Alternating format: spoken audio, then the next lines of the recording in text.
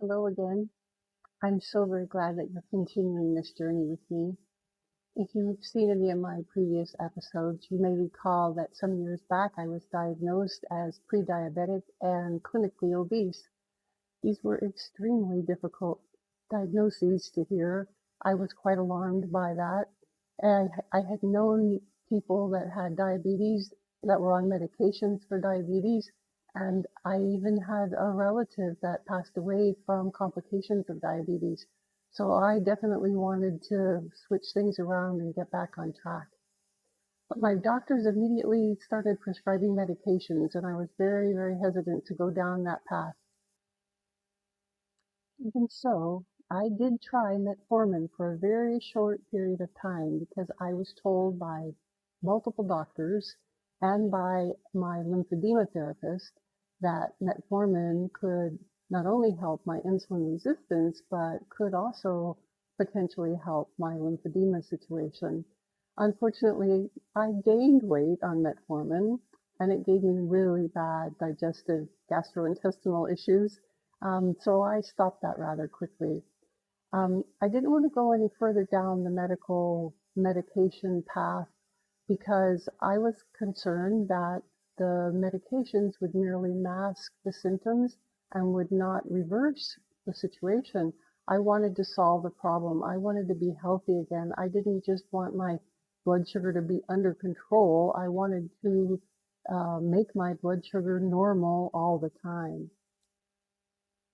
So in the beginning, I didn't quite know what to do. But what I did at first was I tried the old-fashioned way to just go on a calorie-restricted diet. And I did have some success. I lost quite a bit of weight, but my blood factors were still troublesomely high, like my bad cholesterol, the triglycerides, and such. To add insult to injury, I started regaining the weight. And in the end, before I was finally found out how to do things and how I'm going to tell you what I did, I gained back almost all of that weight that I had lost. At that point, I did everything I could think of to try to lose weight again. I lowered my calories even more. By the way, when I was regaining weight, I was still on that same calorie restricted diet. By the way, it was 1,200 calories or less a day. But even lowering it more, I didn't lose any more weight. I tried everything that was out there, apple cider vinegar, berberine, you name it, I tried it. In fact, at one point, I even tried a keto diet, and that didn't work for me at that time. I'll explain why. I learned why these things didn't work. But at the time, I just didn't know what else to do. It was such an exasperating experience. I went to every type of doctor I could think of, and I ended up not really getting very much help from the medical profession at that time. Eventually, I did connect with some doctors that did really help me, but at that time, I just was not having success. I had everything tested. What was it, my thyroid, my hormones? What was wrong with me? I didn't know what to do. I wasn't losing an ounce. And in fact, anything that seemed like I was doing, I was gaining weight. In fact, one nutritionist told me, "Oh, you're not eating enough food. Increase your calories and eat many small meals a day." So I thought, wow, that sounds good. I like that suggestion, and I did that. And I didn't increase my calories a whole bunch, but maybe up to 1,500 calories a day. I gained like 10 extra pounds right away. It turns out eating lots of small meals during the day and is just really bad advice for someone who is insulin resistant like I was. Going through that experience of regaining the weight and not being able to find a solution was really making me go nuts. I just didn't know where to turn. I had tried all the doctors I could think of. And so finally, what I started doing was, like so many of us do these days, is I started scouring the internet. Now, I've mentioned before, scouring the internet is a little bit like trying to get a drink of water from a fire hydrant, as they say. There's so much information out there.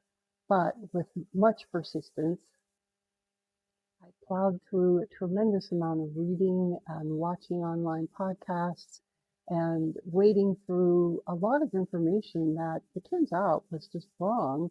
until I found some really, really preeminent doctors and scientists that had taken the time to write down and make podcasts about information that really, really helped me. They were directing information more towards my situation, someone who was insulin resistant. So um, what I'd like to do, the whole process that I took of reading and plowing through all that information took a long time and was rather convoluted. So what I'd like to be able to do for you is to give you a very simplified understanding of what I learned and how I approached losing weight and how that was successful for me. So in the end, I have been indeed successful. I have trimmed my weight by more than 50 pounds. My triglycerides, my cholesterol, my A1C, my liver enzymes, everything is really within normal. And I'm pleased with that. And if there's anything that I could say about how I've done that that might be of interest to someone out there that could help them, that would make me so very happy. And I might add, and I've mentioned this in previous episodes, because of some serious back surgeries and some neurological issues, I had to be able to accomplish that weight loss and the regain of my health without being able to do a whole lot of exercise. That's not an approach I would recommend for other people, and I have been able to start doing exercises, and I will hopefully be able to focus on that in future episodes. But I accomplished what I accomplished with weight loss and the improvement of my blood labs without very much exercise. So to get things started, back in at my episode 2, I provided links to the doctors and scientists that I found so extremely helpful. And I also provided 3 major points that I followed that really helped get me going on the weight loss journey and on improving my lab work.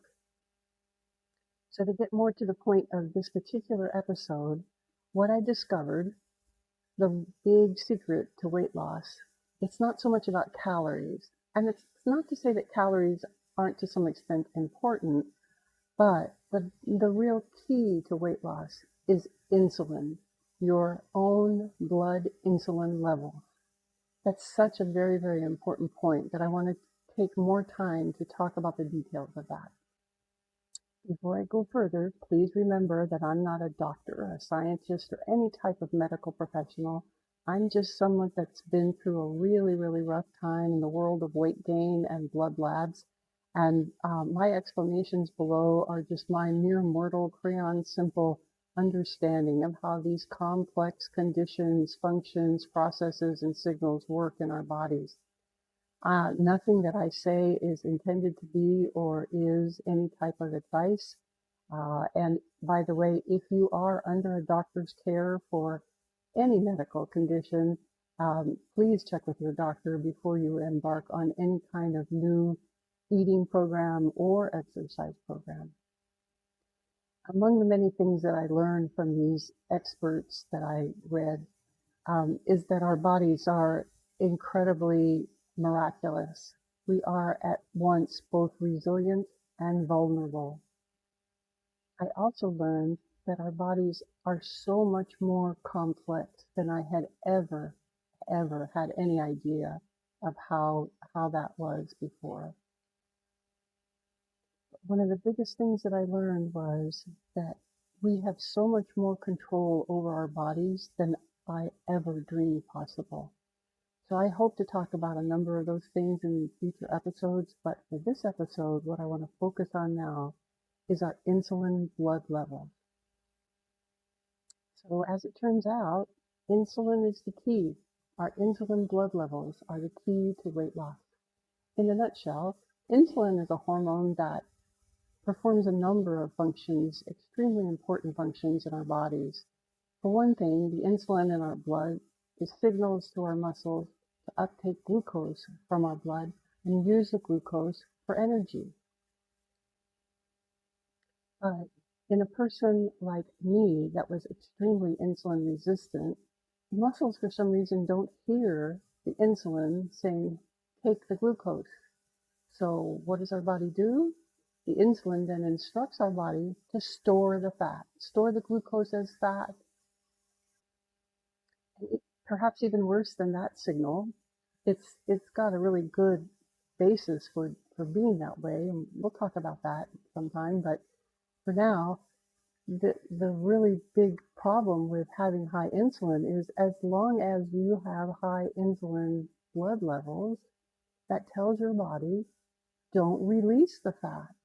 So if you eat carbs, if you have glucose in your bloodstream and you can't use it in your muscles because your muscles can't hear the insulin, then the insulin is telling your body to store the fat. And even if you try to reduce calories, as long as you have high insulin in your system, that's telling your body don't release the fat, don't burn the fat. So it becomes very, very impossible to lose weight. So that was the case for me. I could not lose an ounce. It seemed like no matter what I did. That's because I didn't know what the right thing was to do. So it wasn't until after I read all those experts' books and watched so many podcasts and knitted together what I needed to know as someone who is highly insulin resistant that I figured out how to eat so that I could dodge the diabetes bullet. So that's what I'll be talking to you more about, exactly how I did that in my next episode, episode 4, and I hope you'll join me for that. If you've learned anything from this episode, I hope you'll click the like, thumbs up button, and if you haven't already done so, please subscribe to my channel so we can continue this journey together. Thank you so much for joining me. Till next time, take care.